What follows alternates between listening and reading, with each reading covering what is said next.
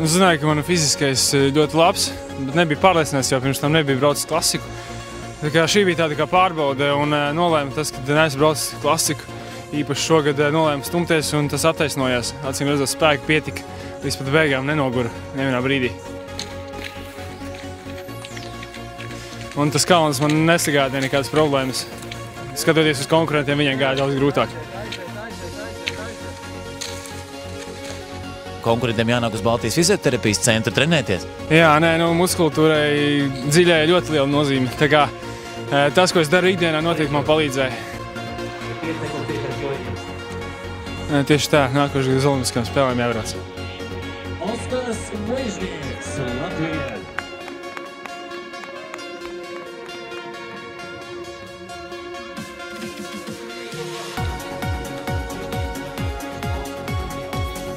Biju diezgan ļoti satraukusies par šodien, arī tas, ka klasika un 10 km šķiet, ka nav īsti braukti vēl klasikā.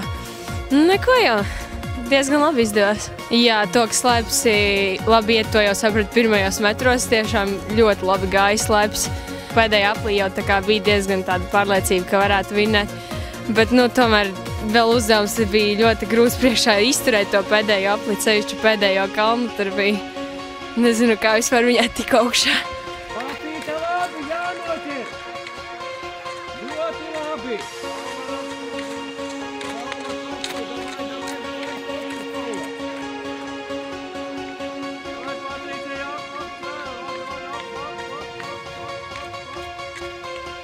Ļoti labi, ja noķersi tādā atpūties, varbūt brīdī, skaties pēc mūsala.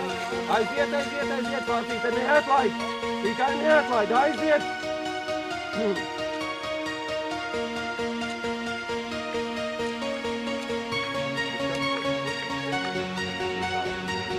Aplausi FISE sacensību pirmajā brīvmeitenē.